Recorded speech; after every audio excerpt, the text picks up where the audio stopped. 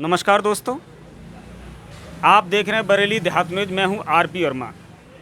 आज हमारे साथ हैं आंवले के बहुत ही मशहूर शायर आफताब अहमद, जो कि अरीब नाम से शायरी लिखते हैं और आंवला ही नहीं, जनपद बरेली सहित पूरे प्रदेश में जिन्होंने एक शायर के रूप में अलग पहचान बनाई है। आज हम सीधी सीधी मुलाकात कराते हैं आपकी आफताब अहमद अरीब जी से। स्वागत है सर आपका। बहुत बहुत धन्यवाद। सभी दर्शकों को मेरा आदाब, सलाम, नमस्ते। सर जैसा कि हमारे लाखों दर्शक आपको देख रहे हैं, जी तो जी। सबसे पहले सर अपना परिचय दीजिए। मैं शिक्षा क्षेत्र से जुड़ा रहा, 40 वर्षों तक सेवा की है। चाचा रैन इंटर कॉलेज में प्रवक्ता के रूप में भी, प्रधानाचार्य के रूप में भी रहा हूँ। और इस क्षेत्र के अलावा भी मैंने समाज में काफ़ी काम किया है। एक पार्टी के रूप में यहाँ पर सद्भावना एक्सप्रेस को रुकवाने का काम किया है। यहाँ के डिग्री कॉलेज को बनवाने में बहुत बड़ा हम लोगों का योगदान है। हम लोगों ने पोस्ट कार्ड तमाम बच्चों से लिखवाए, मेहनत की। और अस्पताल में उस ज़माने में मुख्यमंत्री नरेंद्र तिवारी जी थे, उनके सौजन्य से यहाँ पर ये सब चीज़ों का निर्माण हुआ। और इस प्रकार से समाज सेवा भी की है।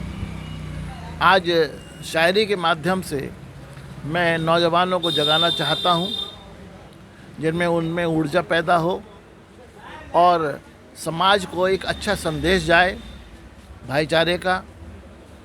और जो इतनी समस्याएं चल रही हैं उनके ऊपर, जो ज्वलन समस्याएं हैं उनके ऊपर भी शायरी करता हूँ। हालांकि शायरी का मतलब ये भी है कि प्यार मोहब्बत भी उसमें होता है, लेकिन हमें ये भी कहना ज़रूरी है कि जीने के लिए हमें किस ढंग से जीना है ये भी बताना होगा। मशहूर इतिहासकार हमारे गिरिराज गुप्ता जी, उनका बड़ा सानिध्य मुझे मिला है और इतिहास क्षेत्र में उन्होंने बहुत काम किया है। मैं भी उनके साथ में बहुत जगह गया भी हूँ और उनकी किताबों के प्रकाशन में भी मेरा सहयोग रहा है। और कोशिश रहती है कि आंवला एक जिसमें बहुत सारी धरोहर हैं ऐतिहासिक, वो बनी रहें। उसके लिए भी हम लोग प्रयास कर रहे हैं और आंवला का इतिहास जन जन तक पहुँचे, इसके लिए भी बहुत से कार्यक्रम हमने किए हैं और करते रहे हैं, कर रहे हैं।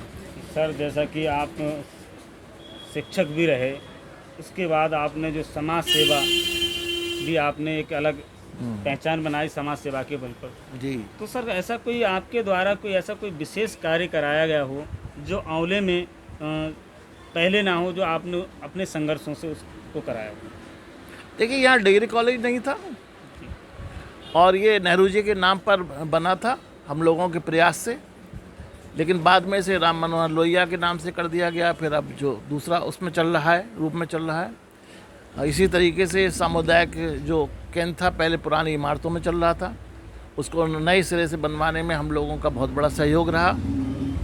इसी तरीके से यहाँ पर जो स्टेशन है उस पर कई ट्रेनें जो लंबी दूरी की थी वो चल रही थी, उनको रुकवाने का हम लोगों ने काम किया।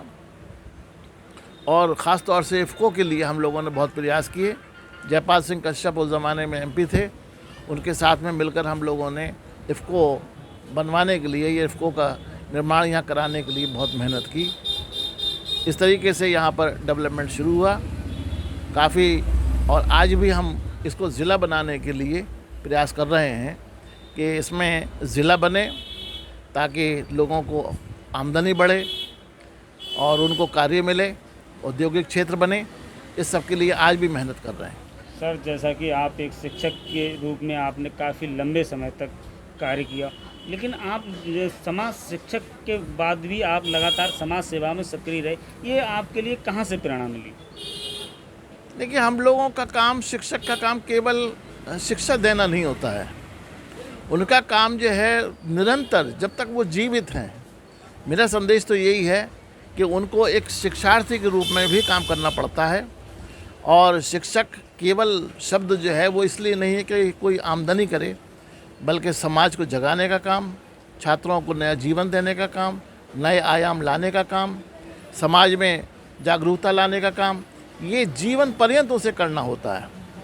और यही संदेश और यही शपथ लेके हम लोग इस क्षेत्र में आते हैं। मैंने अपने सारे साथियों से यही कहा है कि जब भी आप बुज़ुर्ग हों और यहाँ से सेवानिवृत्त हों तो समाज में काम करें, उसके लिए आपका धन्यवाद देगा समाज भी, और आपका स्वास्थ्य भी बना रहेगा। इसलिए मुझे आशा है कि मैं समाज सेवा का इसीलिए प्रण लिया हुआ हूँ, ताकि भविष्य में भी ये सारे काम निरंतर चलते रहें और जितने भी यहाँ पर डेवलपमेंट के कार्य हैं, विकास के कार्य हैं, और उनके लिए हम लोग बराबर उठाते रहें, जो समस्याएं उनको बराबर देखते रहें और जितना निवारण हो सकता है उतनी कोशिश कर रहे हैं। सर, जैसा कि आप एक शायर, पूरे ज़िले में नहीं, आपने एक शायर के रूप में जो पहचान बनाई है, तो शायरी का जो आपके कब से शायरी कहने का और शायर बनने का कब दिमाग में आया? देखिए, अच्छा प्रश्न आपने किया। बहुत से लोग मुझसे ये प्रश्न करते भी हैं, लेकिन जब शिक्षा में हम जुड़े हैं तो बग़ैर साहित्य के कोई काम नहीं चलता है, क्योंकि बग़ैर साहित्य के चलते हुए हम लोग एक साधारण व्यक्ति हैं, और हमारा महत्व तभी है जब हम जनता को या समाज को जागरूकता की तरफ लाएं। उसके लिए आवश्यक है कि हम कुछ ऐसी बातें कहें, क्योंकि शायरी के अंदर 2 पंक्तियों में, 4 पंक्तियों में, एक नज़्म में, एक गीत के अंदर बहुत ऊर्जा मिलती है। इसलिए मैंने तो बहुत बचपन से इसको शुरू करा है, लेकिन चूँकि मेरे पास समय नहीं था, क्योंकि समाज का काम भी था, विद्यालय का काम भी था, और सारे काम भी थे, परिवार का भी था, तो उस वजह से पूरी तरीके से ये पूर्णकालिक शायरी नहीं कर पा रहा था।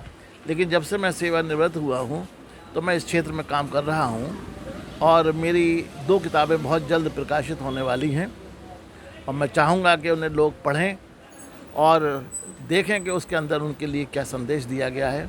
जैसे एक शेर बहुत मैं आपको सुनाना चाहूँगा। देखिए, ये जिनके खिलाफ थे उन्हीं शर्तों पे जी लिए। आप देखिएगा कि समाज को हम क्या कहना चाह रहे हैं। जिनके खिलाफ थे उन्हीं शर्तों पे जी लिए, जीने को बड़े ढोंग रचाने पड़े हमें। दुनिया कुछ कहती है, लेकिन होता कुछ है, व्यवहार भी कुछ है, और थ्योरी कुछ है, प्रैक्टिकल कुछ है। उस दोनों चीज़ों को इस शेर के माध्यम से समझाया गया है कि जिन शर्तों पे हम जीना चाहते थे वो शर्त पे हम जी नहीं सके, और इस ज़िंदगी को एक नाटक के रूप में हमें जीना पड़ रहा है। धन्यवाद। सर, जैसा कि आप हिंदी, अंग्रेज़ी और उर्दू के भी बहुत बड़े विद्वान हैं, तो उर्दू के अलावा आपने और भी कोई मतलब किसी अंग्रेज़ी में या कोई और लेखनी लिखी है?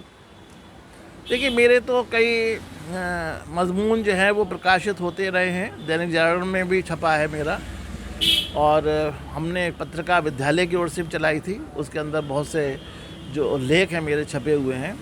मैंने MA अंग्रेज़ी से किया हुआ है, क्योंकि लिटरेचर का आदमी हूँ, इसलिए मुझे उसमें बहुत आनंद आता है, और कई पत्रिकाओं में मेरे प्रकाशन हुआ है लेखों का।